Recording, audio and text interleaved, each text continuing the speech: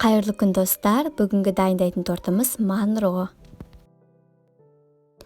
Ең алдымен таза ыдысқа құрғақ ингредиенттерді салып аламыз. Бұл жерде ұн, жоғарғы сорттағы пионер ұны. Одан кейін крахмал, кукурузный крахмал, сахарная пудра, қант ұнтағы және разрыхитель, авалетта. Барлығын араластырып аламыз.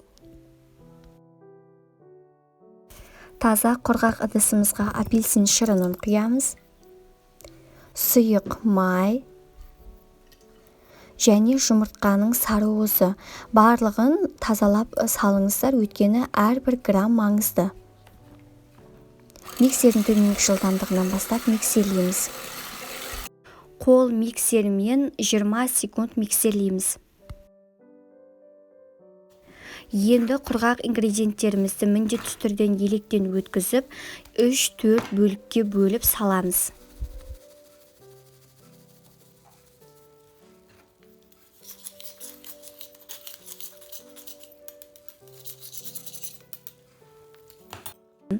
Миксерлеп бастамас бұрын бірінші осылай араластырып аламыз, өйткені ұн шашырап кетпеу үшін, және әрдайым төменгі жылдамдықпен миксерлейміз.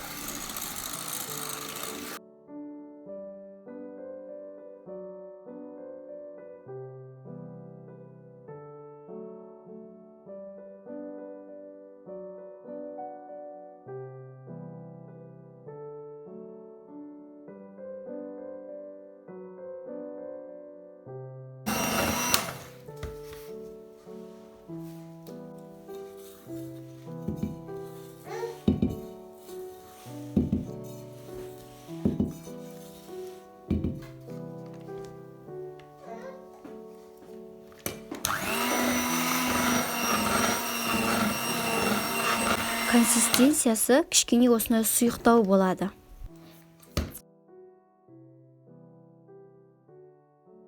Жұмыртқаның ақуызын бөліп алатын кезде осындай таза құрғақ ыдыста болу керек, және үстіне шым-шым лимон қышқылын тастап, миксердің төменгі жылдамдығына бастаймыз. Әрбір 30-40 секунд сайын жылдамдықты көбейтеміз.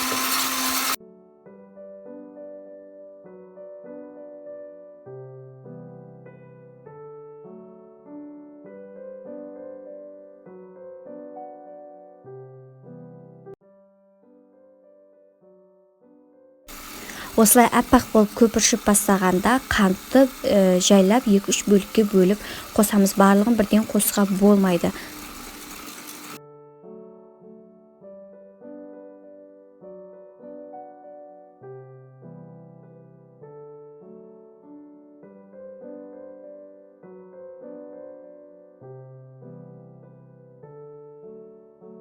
Біздің массамыз дайын болды. Ол өзінің формасын өте жақсы ұстау керек. Осылай ыдыстарыңызды төңкерсеңіздер, еш қайда жылжып кетпеу керек. Және бастапқы дайындап алған массамызға осы ақуызды қосып, жайлап жоғарыдан төмен қарай араластырамыз. Біз осы бисквитті басып алмай, яғни жұмыртқасын басып алмай, ақырындап силикон күрекшемен араластыруымыз қажет.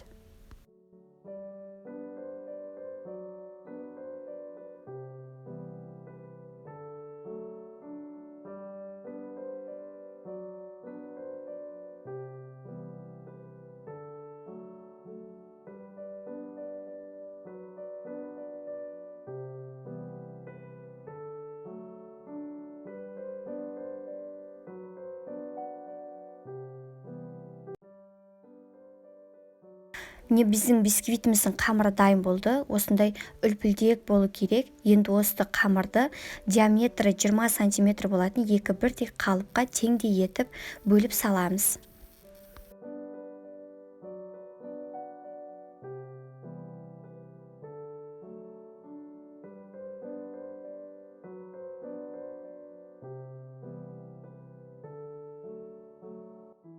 Міндетті түрде алдын ала қызып тұрған пеште 160 градуста 35-40 минутта пісіріп аламыз.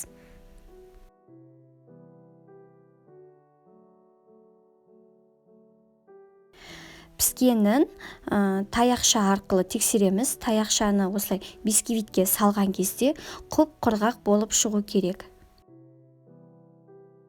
Бисквиттерді бірден қалпынан шешуге болмайды. Оны 5-10 минут ыстық күйінде тұрып, одан кейін ғана қалыптан шығарамыз. Осылай сосын төңкеріп қоямыз да толықтай суытуға қоямыз. Толық суып шыққан бисквитті ғана осылай пищевой пленкаға орап 7-8 сағатқа холодильникке қоямыз. Минимум 5 сағат тұру керек.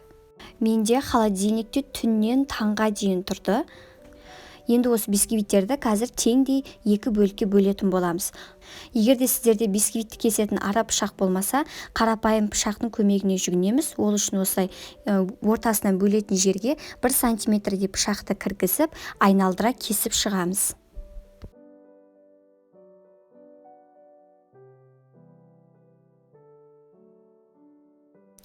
Енді осындай жіңішке жіпті алып, жаңағы кескен жерге 2 жағынан айналдыра кіргіземіз.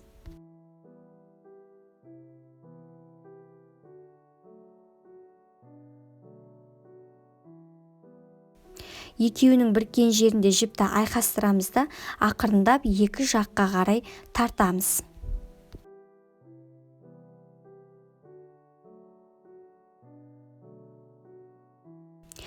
Міне осылай оңай бөліп алуға болады.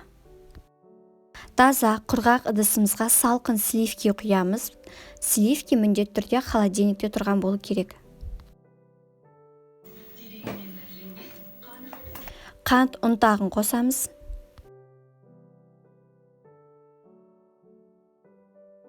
Творожный сыр қосамыз.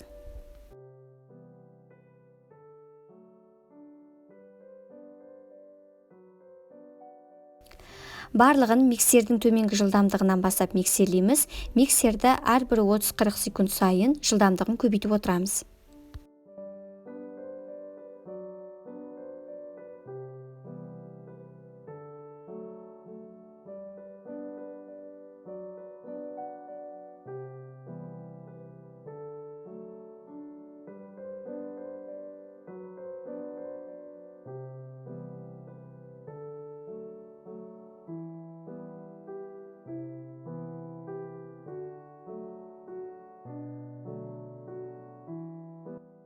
Бізде осындай аппақ, формасын өте жақсы ұстайтын крем шығады. Бисквит жылжып кетпеу үшін алдымен подложкаға аздап крем жағамыз, одан кейін бисквитті осылай теріс қаратып қоямыз. Үстіне колечканы бекітеміз, ол бізде тортты жақсы жинауға көмектеседі. Крем бір тегіс жағылу үшін осылай кондитерлік мешокқа салып алып, айналдыра жағып шығамыз.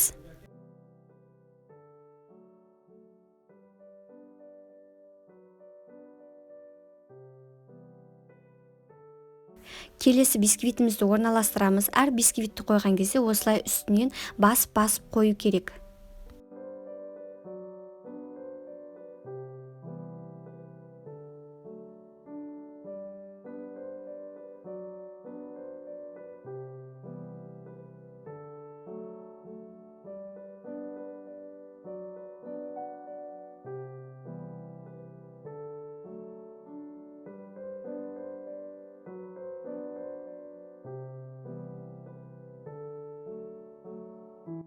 Ең соңғы бисквитті осылай кері бағытына қарай орналастырып қойып, кальцоны аламыз.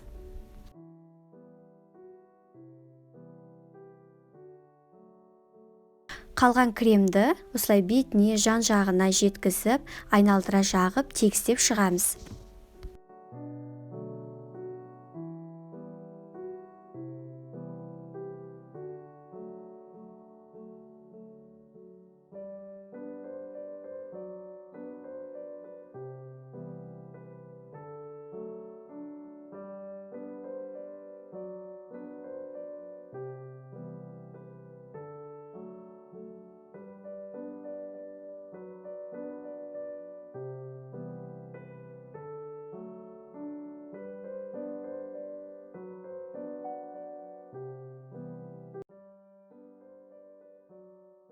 Подложкамыздың жан жағын жақсылап сүртіп алып, кемі 3 сағатқа холодильникке қоямыз.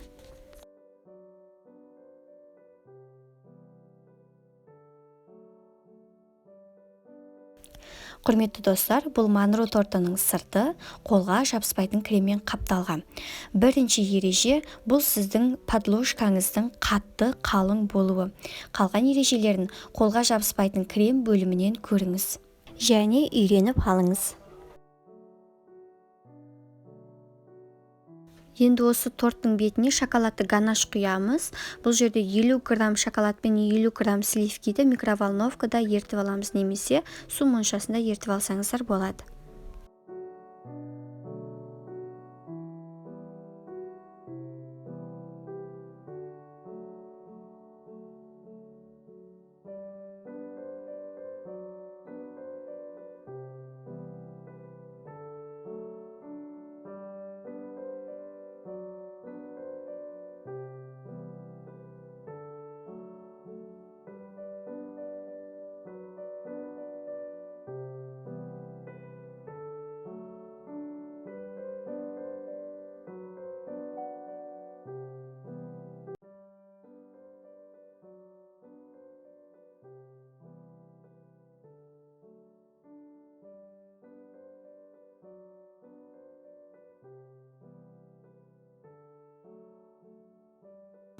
Торттың бетін кез келген осындай дайын мастикалармен немесе шоколадты шариктермен сәндесеңіз болады.